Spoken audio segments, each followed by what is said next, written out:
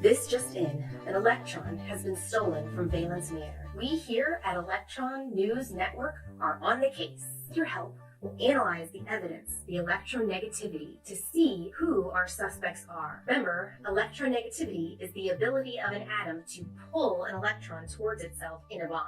The higher the electronegativity, the more they crave the electron. Our current list of suspects includes queen fluorine, fluorine crew, oxygen, and nitrogen. I send you now to our analyst team to review the evidence of electronegativity. Click the link in the description down below to download the data that we'll be using for this analysis. Let's import the data into our spreadsheet program. Data from text CSV. Let's take a look and see what kind of elements we have on our suspect list.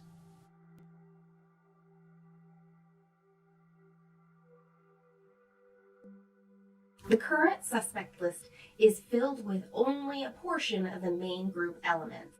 I see there are no noble gases on this list. That makes sense because they don't have electronegativity values since they don't really bond with anyone else. Let's graph this data to see what the data can tell us. Going to highlight the columns for atomic number and Pauling scale and insert. We'll do a scatter chart with lines. Here we go, we have our chart. Now, this chart is not very descriptive right now. It says Pauling scale on it. Pauling scale is the numerical value that we give for electronegativity. I'm going to put axis titles on this chart to help us understand what we're looking at. On our x-axis, our atomic number, and on our y-axis, we have our Pauling scale value. Woo, great. We can see right away some trends. We have chunks of as the atomic number increases, the Pauling scale value increases as well. Goes up, then crashes down. Goes up and crashes down. What is this telling us? Well, let's dig deeper.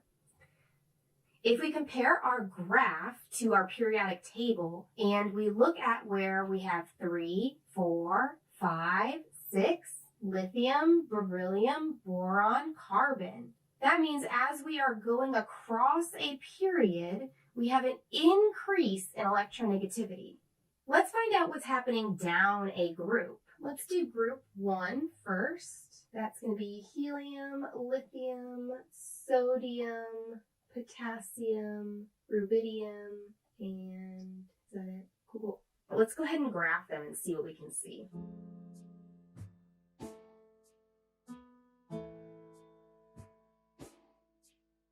Set our axes titles so it's a little bit more clear what's going on. Looking at this graph, our group 1 electronegativity, as we increase our atomic number, we have a downward trend of our electronegativity. Let's see what happens in group 2. Let's graph them just like we did group 1.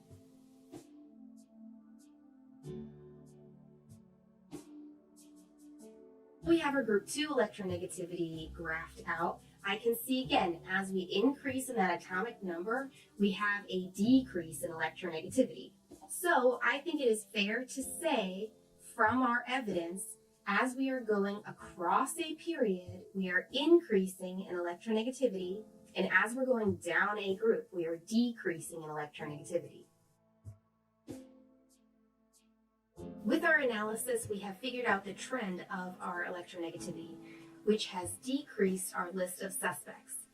Any element that's on the top right of the periodic table is going to be much more electronegative, much more likely to have taken the valence electron. Any element on the bottom right corner, less likely to have taken the valence electron.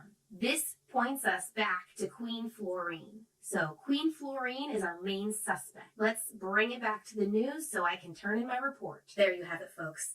If you see anything suspicious or hear anything about the missing electron, please let us know at the hotline below. And make sure you keep this trend in your scientific arsenal. The periodic table isn't just a bunch of rows and columns, but this beautiful dance of attraction and repulsion that creates our existence. Make sure to give this video a like if you got value from it.